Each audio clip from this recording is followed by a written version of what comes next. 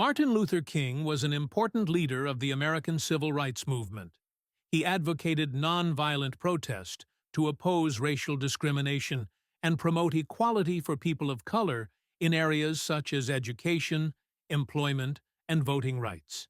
His most famous speech was delivered in 1963 at the Lincoln Memorial in Washington, titled "I Have a Dream," expressing his vision for a racially harmonious society. In 1968, he was assassinated in Memphis, Tennessee, at the age of only 39. He is worthy of respect not only because of his courage and belief in equality, but more importantly, because he adopted nonviolent forms of protest. Nowadays, many so-called protesters who claim to be fighting for social equality or other so-called noble causes are actually violent criminals, as they wreak havoc during their so-called demonstrations. Such people do not deserve to be called protesters. They are criminals. And violence is never the way to solve problems. It is deeply concerning that even such a basic and simple truth is no longer understood by many people today. Consider two examples well known to all on our planet, which prove that violence is not a solution. The first is Napoleon Bonaparte. By the use of arms, he was able to conquer all of Europe, and he established as national leaders his own brothers to diminish the risk of treason. It is widely accepted that Napoleon was a genius and, indeed, a competent organizer and legislator, since 200 years later, many of his laws still exist in France. But what has become of his empire? It quickly disintegrated because it had been established through the use of arms. Hitler, similarly, sought to conquer Europe by force, and you know what happened there. Violence does not pay, and never will. The solution lies, rather, in love and the cultivation of minds. This is exactly what Martin Luther King did. This is why his actions were destined to succeed, because he used the correct solution. Even now, many people fail to realize that this is the right way to solve problems. Another point that is often overlooked is that Martin Luther King was extremely dangerous to the ruling class of the United States. By ruling class, I mean the political economic alliance composed of politicians and the wealthy. Many people already know they are the true rulers of the United States. The social movement triggered by Martin Luther King was massive and effective, precisely because he used the right approach. That is exactly what the ruling class feared. Just think from their perspective. What if one day Martin Luther King shifted his focus from racial discrimination to targeting the ruling class itself? He could have severely damaged their interests, or even destroyed them.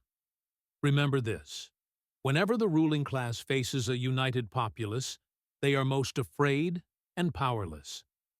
Martin Luther King had the power to unite people, and he had tremendous influence. You might not yet see the full problem, but if you fully place yourself in their shoes, you'll feel a chill down your spine. These people never cared about racial issues or any other problems ordinary people face. That made Martin Luther King an absolute thorn in their side. In fact, the government they controlled had already harassed and arrested him multiple times. But none of those methods worked. So, if you were part of the ruling class, what would you do? Martin Luther King had the support of society, and countless people agreed with and supported him.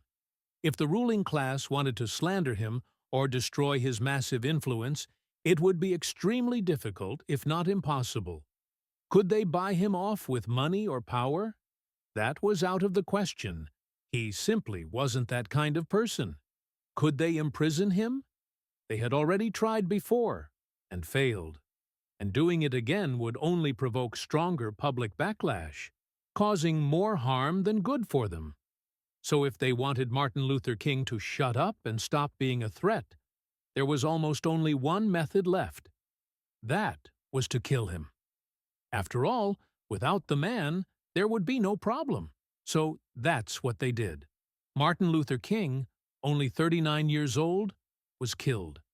Many people, including those in the government, claimed that he was murdered by a lone assassin and that there was no larger conspiracy. But that's not the truth. I have already explained why. The ruling class of the United States, the political economic alliance, ordered his death. Martin Luther King was someone who wanted to do good for the people of Earth. He had a profoundly positive impact on society. He was ultimately assassinated, but that outcome was inevitable. I believe he knew very well what his fate would be. He also clearly understood the physical danger he faced, yet he still courageously stood up and changed society. Physical death is nothing to fear, because the human soul does not perish. The real danger lies in the way people live. Martin Luther King would rather die than watch injustice in society continue. As an ordinary human on Earth, he had no fear of death, sought to correct injustice using the right means, and ultimately brought great positive change to society. I respect him deeply.